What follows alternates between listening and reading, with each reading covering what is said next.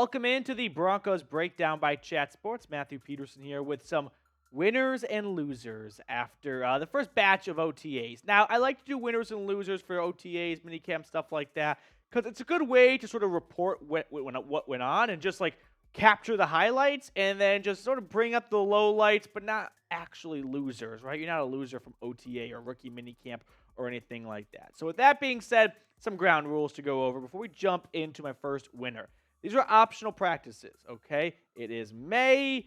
There are no games being won right now, so don't be too upset if your favorite player is not there. They are optional practices. They're also non-contact drills, so there's not any major, practices going on where jobs are being won or lost here. You are going through the motions. A new regime is installing elements of their offense and defense. They are starting from the basics. It's primarily for rookies and first-year players with the Broncos who are not familiar with the system. But with Sean Payton, it kind of goes maybe for everyone a little bit. Now, one of my biggest pet peeves, if you will, a little TED Talk here, is I can't stand when people just drool over little 20, 25-second Twitter clips of, touchdowns being thrown with no defense and no pads on. And I'm kind of guilty of it, but let's all remember, we do this every single offseason, and then the season rolls around, and none of that really comes to fruition. So do not get super worked up or, stressed or upset or anything like that from some Twitter clips that go out there. Now, with all that said, first winner, Russell Wilson. Clap it up for number 3.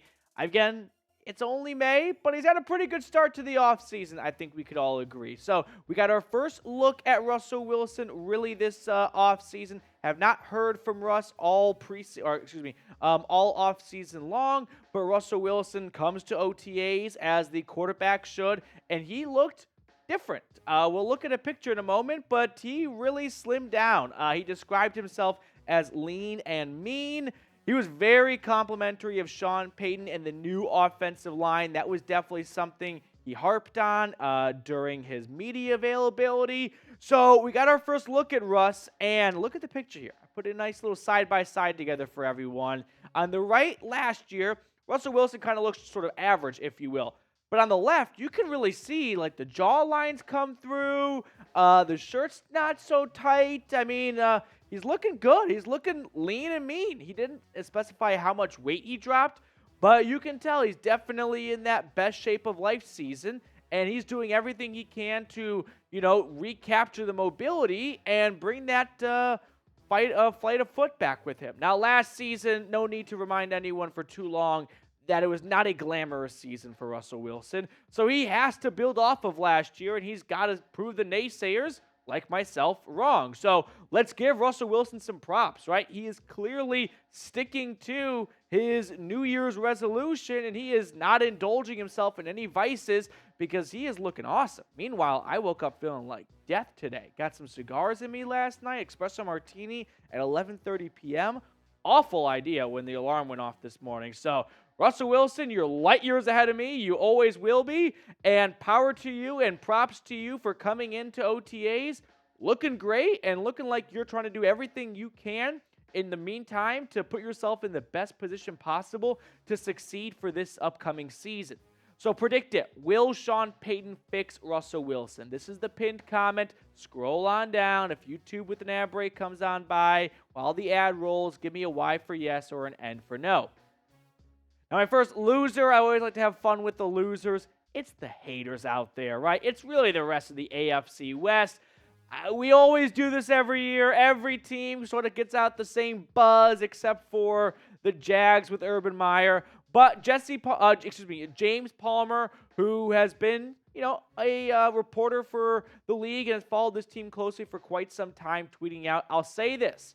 That was as spirited as an OTA I've seen here in Denver in a while. Now, I remember last year during training camp and OTAs and stuff like that, we heard similar stuff about the music coming back that wasn't there for Vic Fangio, and it was a lot more fun and innovative, and everyone was having a good time. We're all singing Kumbaya, and no one really forecasted what was coming up, which was a 5-win, disastrous season cut short firing for Nathaniel Hackett. So I'm not going to get too drunk on the Sean Payton OTAs Kool-Aid of, oh my gosh, this team is fixed. Sean Payton's got these guys in line.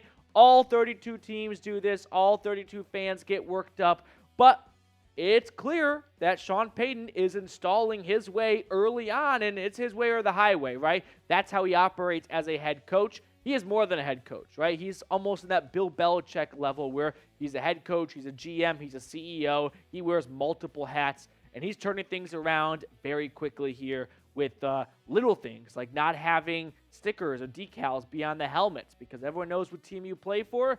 So he's just given the equipment room a bit of a breather here in May.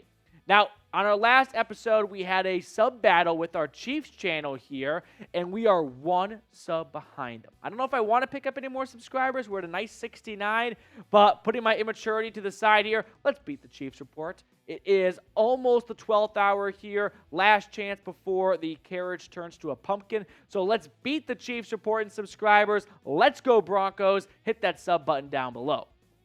My second winner, Javonte Williams. It's almost a crime that we're, Seeps, 5, 6, 7 minutes into the video at this point, and I'm only bringing up now one of the biggest storylines that's come out of OTAs. So Javonte Williams practiced in a limited capacity with the team, which is ginormous, right? He suffered multiple torn knee ligaments, including his ACL, among many other things, in October of this past year. It is May. And he is already so far ahead of schedule. He is practicing even in a limited basis. I would have liked to just have Javonte Williams on the field on the sideline. Now, he did have a right brace. He did have a brace on his right knee. Watch some clips of him running and whatnot. But Williams is running and practicing, even in a limited capacity, 33 weeks after his right knee blew up. I mean, I know that sounds grotesque and crude, but that's really what happened. Like, it's not your run-of-the-mill ACL injury. This was going to be a long recovery. Like J.K. Dobbins, who took 13 months to recover. Or Saquon Barkley, who almost took 2 years to recover, right? He really wasn't the same the next season. So to see Javonte Williams, even in a limited capacity, running, doing some cuts, moving, 33 weeks later, that is an awesome sign to see. Now, Denver's offense can be completely turned around if Javonte Williams is ready to roll out of the gate, because Sean Payton wants to run the football and he wants to get Russell Wilson mobile, and you can't sell a defense on a play action if you do not have a strong, respectable ground game. So hopefully Javonte Williams has what we thought would be his breakout season last season in 2023, if not for the injury a year ago, this upcoming year. Now, my next loser is the media. So we're all about to learn what it's like to have Sean Payton as our head coach. Welcome to the Sean Payton era. Broncos country, it's going to be not complete Marshawn Lynch. I'm just here so don't get fined.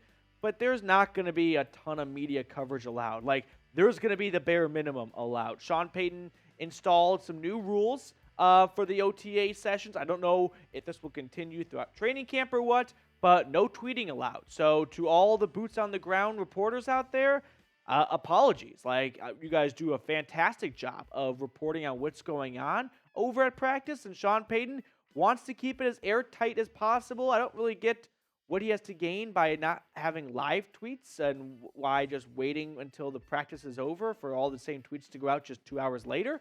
But this is the Sean Payton way. Like, they are going to go down to the basics, right? Black and white. They are not bringing in a lot of colorful, splashy social media stuff here. They are scaling things back, and as fans, it's a bit of a bummer.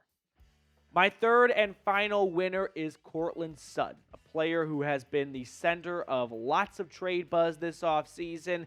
And that stuff weighs on players, right? When they believe that the team might not want them around. But speaking of great Broncos reporter Cecil Lammey tweeting out, I thought wide receiver Courtland Sutton looked explosive. No, that's not a typo.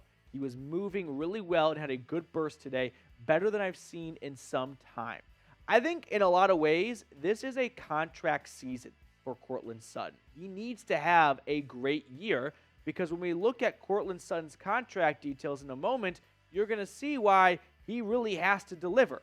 Now, when we look at, let's look at his contract details, and then we'll throw his stats on screen afterwards. So let's fast forward to next offseason. I know that's really forward thinking, but I'm going to outline to you why 2023 is very crucial and important for Courtland Sutton. So his cap hit in 2024, $17 million. That's a decent-sized cap hit for someone who, let's be honest, has not been a big producer the last 2 seasons. Now, if Denver moves on from him after June 1st, 2024, they save $13.5 million, and the dead cap hit, which is about $8 million, that can be cut in half over 2024 and 2025. So not a big dead cap hit and a lot of cap savings. So Courtland Sutton has to go and prove out and show this team he should be here for the rest of his contract. And the last 4 seasons, unfortunately, the start of that graphic shows a very promising 1,100-yard breakout 2019 year, and then the torn ACL in 2020, and what kind of appears not 2 years to bounce back from it, but 2 years where he has not looked like the 2019 guy, right? Who does not have that separation speed, and who, frankly, since he got the contract extension, has fallen off a cliff a little bit. 22 games and 2 touchdowns. I know we have revisited this graphic throughout the offseason, but it does go to show that when Sutton got paid, Sutton has not showed up. He is an Amber Alert waiting to happen where he just goes missing in action and no one knows where he is for stretches of the season. So, predict it for me. Over or under 1,000 yards for Courtland Sutton. Has not been done since 2019. He's been a 1,000-yard receiver before, something Jerry Jeudy and Tim Patrick and Marvin Mims and any other receiver on this team cannot say. Will he get back to that mark this season? That's it for today's show. Thank you guys so much for tuning in, spending some time with me during your Memorial Day weekend. Enjoy the rest of it, and we'll catch up later.